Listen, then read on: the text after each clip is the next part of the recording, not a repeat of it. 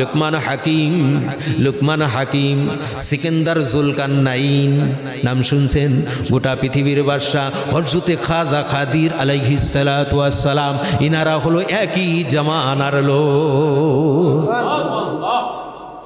রহমতের পিয়ালা নেওয়ার জন্য লুকমান হাকিম হযরতে খাজা খাদির আলাইহিস সালাতু ওয়াস সালাম এবং বাদশা সিকান্দার জুলকারনাইন আল্লাহর রহমতে আবে হায়াতের পানি খাওয়ার জন্য তিনজন একসাথে সফরে গেছিলেন। গুটি গুটি পায় যেতে যেতে যেতে যেতে আল্লাহর নিয়ামত পেয়ে গেলেন। হযরতে খাজা খাদির আলাইহিস সালাতু ওয়াস সালাম, লুকমান হাকিম একদিকে চলে গেল, খাদির আলাইহিস সালাতু ওয়াস সালাম একদিকে চলে গেল, আল্লাহু আকবার, সিকান্দার জুলকারনাইন একদিকে চলে গেল। অনেক লম্বা চড়া ঘটনা। যাওয়ার পরে হযরতে খাজা খাদির আলাইহিস সালাতু ওয়াস সালাম গেলেন, দেখেন যে আসমান ছেদ হয়ে আল্লাহর রহমতের নূর জমিনের পরে পড়তেছে। কিছুক্ষণ পরে পরে এক এক ফোঁটা রহমতে আবে হায়াতের পানি জমিনের পরে আসতেছে। হযরতে খাজা খাদির আলাইহিস সালাতু ওয়াস সালাম বলেন, সেই নিয়ামত যেই কাজের জন্য আল্লাহ দান করেছে, সেই নিয়ামত সেই কাজে ব্যয় করার নাম হলো শুকরিয়া। উনি আগে আল্লাহর শুকরিয়া আদায় করে ওই পানিটা পান করে নিয়ে আল্লাহর শুকরিয়া আদায় করে ওখানে একটা নিশানা গেড়ে দুইজনকে তলাশ করতে এসেছে। খাজা খাদির আলাইহিস সালাতু ওয়াস সালাম খেয়ে আসলেন রহমতের পানি, আবে হায়াতের পানি। হযরতে লুকমান হাকিম একদিকে, হযরত বাদশা সিকান্দার জুলকারনাইন আর একদিকে। এইবার এদেরকে এসে ফেলো, বলে তোমরা কি পাইছো? বলে না, আমরা পাই নাই। হযরতে খাজা খাদির আলাইহিস সালাতু ওয়াস সালাম বলে যে আমি পেয়েছি, চলো বন্ধুরা সেখানে যে খেয়ে দেখি। সেখানে যায় দেখে নিশানা ঠিক আছে, কিন্তু আল্লাহর রহমত ওখানে আর নাই। তিনজন বন্ধু গেছিলেন একসাথে।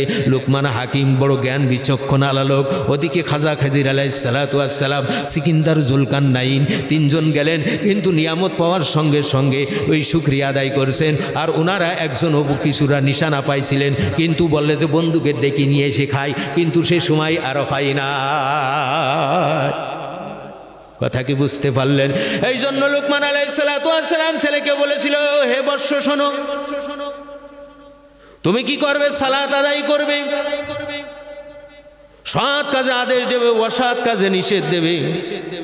সৎ কাজে আদেশ করবে, অসৎ কাজে নিষেধ দেবে, তোমার কণ্ঠস্বরকে নিম্নগামী করবে, প্রত্যেকটা কাজ মধ্যপন্থায় করবে। আল্লাহ রব্বুল আলামিন এই নসিহাতটাকে পছন্দ করেছিলেন উম্মতে মুহাম্মাদের আখেরি কোরআনের মধ্যে। আল কুরআনু দাস্তুরুন কিতাবুল্লাহর মধ্যে রব্বুল আলামিন সেই গুণগানগুলো লিখে দিয়েছে। বলেন সুবহানাল্লাহ। এই জন্য সৎ কাজের আদেশ করবে, অসৎ কাজে নিষেধ করবে।